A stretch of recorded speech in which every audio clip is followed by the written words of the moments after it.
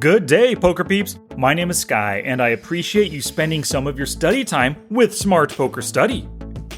So I'm thinking you're really going to enjoy today's podcast because I'm going to help you get closer to what I call poker's fantasy land. What is this, you might ask? Well, fantasy land, it's being in the most profitable spot with every hand that you choose to play. It's seeing every flop in position as the pre-flop raiser against one other player. So you might be wondering, is it really possible to reach poker's fantasy land where every single hand you're in a bread and butter spot? Well, probably not. Maybe most definitely not, right? But in this podcast today, I'm going to help you get as close to fantasy land as you can. So I highly recommend that you whip out that poker journal right now. Excuse me while I whip this out.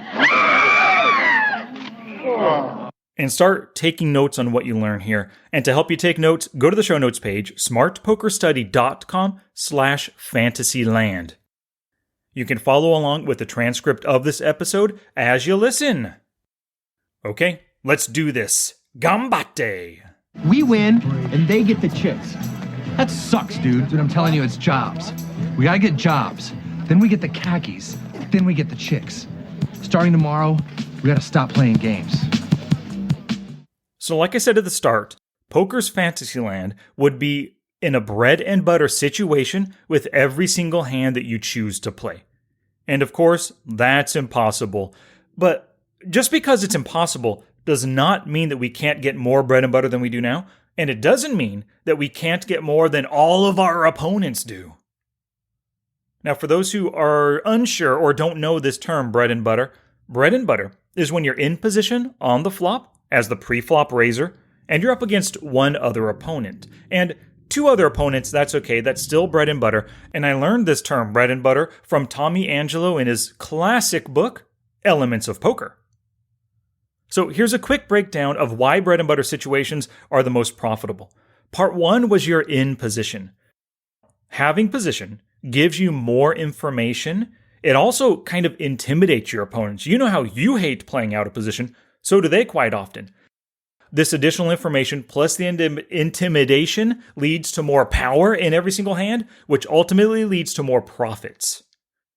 The second part of bread and butter was you're the pre-flop raiser. That means that you have pocket kings, pocket aces, all the strongest hands in your range, but your calling opponent probably doesn't. Plus, as the pre-flop raiser, you can make C-bets, and those are powerful ways to extract more value when you hit a good flop, or it's a great way to get players to fold. And the third part of bread and butter is that you're heads up, or two players, or up against two opponents, but heads up is the best. Now, decisions are so much easier when you're facing just one other opponent, and that's why it's so good to be heads up. So you control the hands that you choose to play. If you don't want to raise, if you don't want to call, if you don't want to 3-bet, you can just fold a hand, right? Because of this control that you have in the hands that you choose to play, you can purposefully work to put yourself in as many bread and butter situations as possible. By doing this, you're choosing to take more steps towards Fantasyland as opposed to taking steps away from it by making a lot of calls. Speaking of walking away from Fantasyland, why would you ever walk in the opposite direction of Fantasyland? Why would you purposely choose to enter hands when you are not in the most profitable spot? Well, I think the most simple answer is you're sometimes in situations where the non-aggressive plays of, making a call pre-flop or post-flop as well, those can be positive EV or positive expectation of winning chips. Like somebody open raises just to 2 big blinds and you're in the big blind with pocket threes, to call 1 big blind to set mine, probably a positive EV situation to put yourself in. Now let's get into calling just a little bit more. The more pre-flop calling you do, the further you get from Fantasyland. Now strong, profitable poker, it requires that you raise pre-flop more often than you call. So let me ask you a question. Are you more of a caller? I want you right now, in your database, pause the podcast, or maybe you know this already. What is your Vpip and your PFR percentages? If the gap between those two If it's higher than your PFR, then you're more on the passive side of things. Let me give you some examples. If you look at a table and you see a 40/5 player, the gap between the two is 35%. That 35% is way bigger than his pre-flop raise of just 5%. Super passive player. Actually, this is the kind of fish that you're targeting when you're playing your bread and butter poker, going for that fantasy land. Now, another example, you see players like this all the time as well. 20/9. 20%, they might look like kind of a tight player, right? But that 11% gap between 20 and 9%, that's greater than their 9% PFR. So in general, this person calls way more than they raise pre-flop as well. The greater that gap is than your pre-flop raise percentage, the more steps you're taking away from Fantasyland. And that 40/5 player, holy cow, Fantasyland is like 2,000 miles away from that guy. Now, playing out of position, that's also opposite of bread and butter, or antithetical to bread and butter. The most common spot where we're out of position is probably calling from the blinds, and that's obviously going to lead to an out of position situation on the flop. But if you limp in the early position and the MP, that also puts you in a lot of out of position flops. And if you are the kind of player that raises very frequently from EP and MP, well, you raise a lot, you have a wide range, you're going to get a lot of callers and a lot of 3-betters in position against you. You're just asking to be out of position on the flop when you raise pre-flop with those wide early position and middle position ranges. Now, another thing that leads you further away from poker's fantasy land is tiny bet sizing. Let me ask you a question. Do you raise it to a size that invites lots of callers? So for example, just imagine you can open raise 2 big blinds or 3 big blinds. Which one is going to more likely get callers? The 2 big blinds, right? They're going to call with every suited hand, every Broadway, every ace, and every connected hand is going to call you in some way. Jack 10 offsuit, Jack 10 suited, 9-8 suited, all that jazz. So what you need to do is raise to the table's pain threshold. The goal behind that is to just get one caller and also avoid those 3 bets.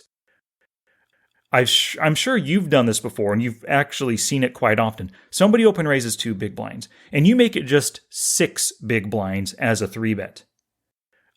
When you do this, you're just asking for late position players and the original raiser, they're just going to call you because you made it way too small. Even though you 3-bet, it's an aggressive action, but that bet sizing just is not telling your opponents to stay away.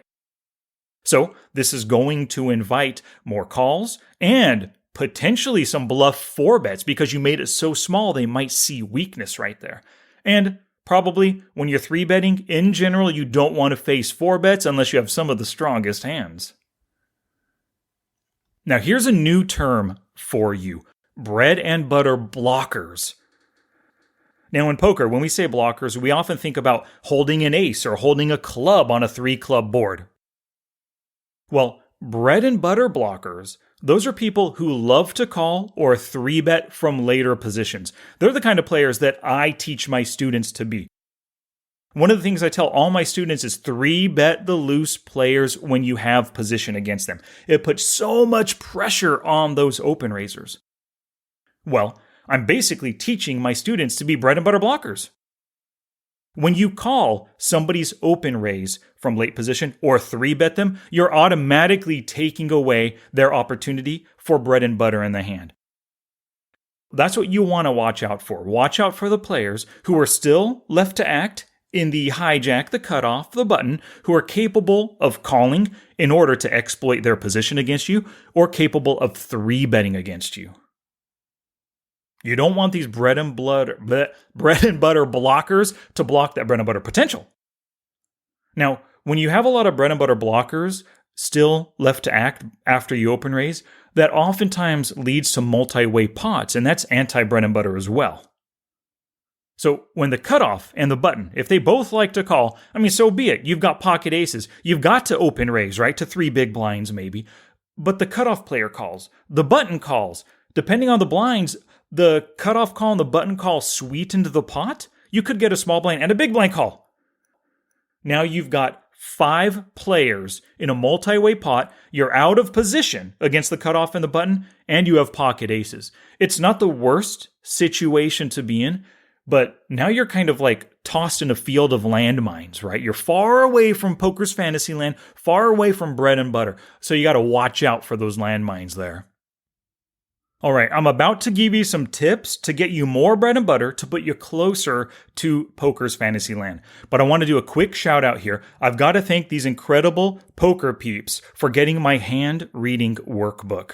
I got to thank Brian Roy, Andrew Duffy, Jose Santos, Keith Rawson, Richard Cook, Axel Nowak, Robert Bronstein, David Hogan, David Neal, Keith Smith, Chris Martin, Scott Voracek, Thomas Westgate, Ding Kin, Roy Nichols, Courtney Smith, Jose Valdivieso, and Enzo Lagodi. You all went to smartpokerstudy.com/hand reading workbook. You know that you need poker's #1 skill of hand reading in order to play your best poker and to study your best poker. So thank you so much for getting the hand reading workbook, everybody.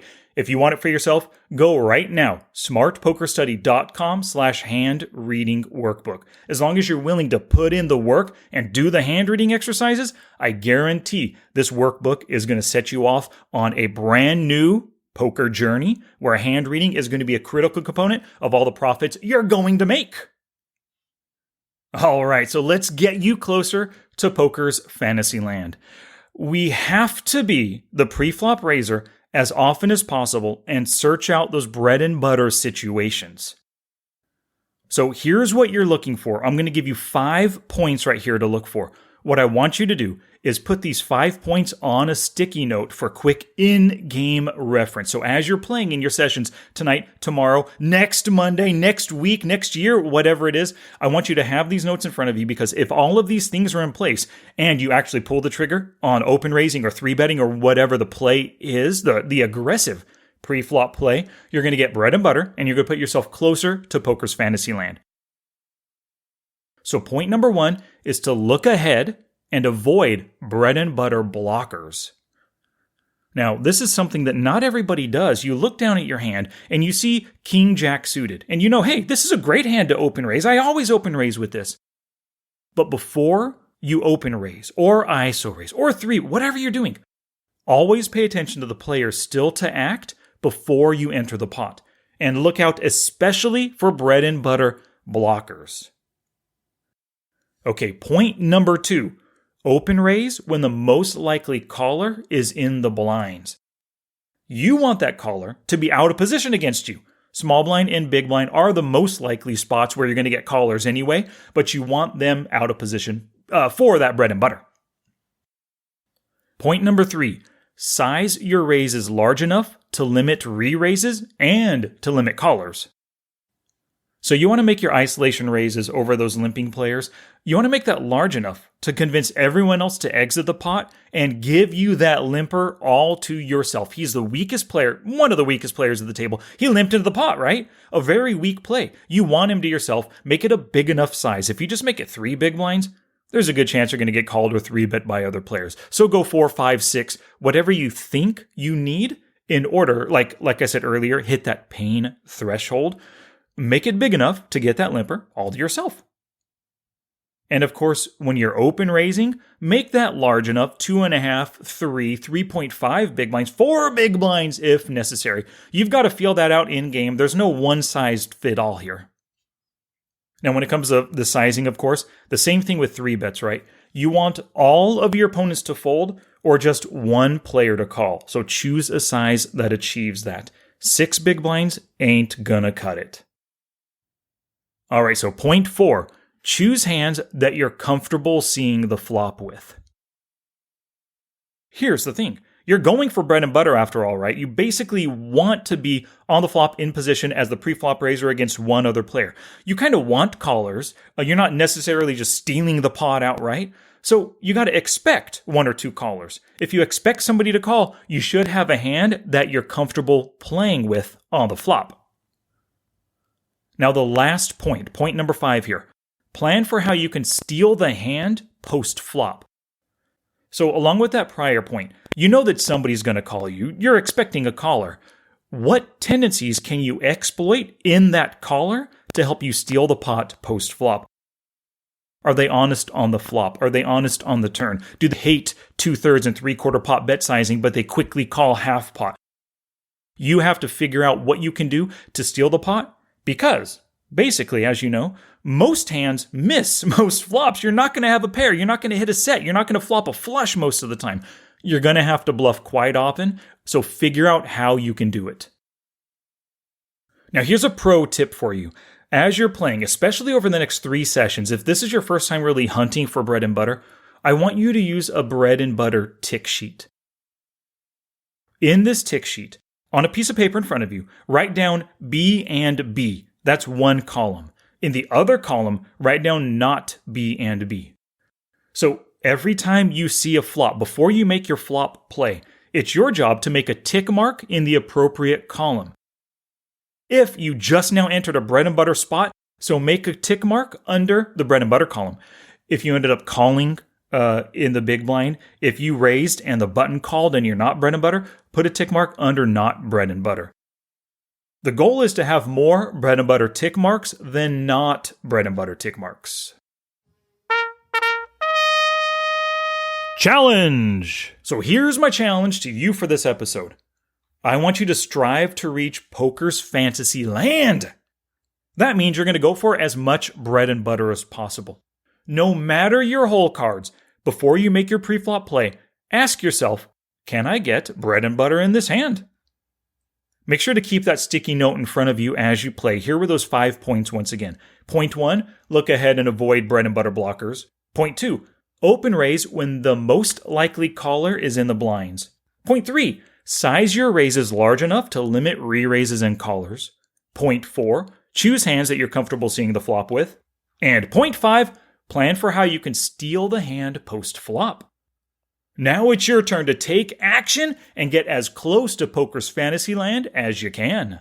Oh, that's it now. Get out there and be somebody. Go write a book.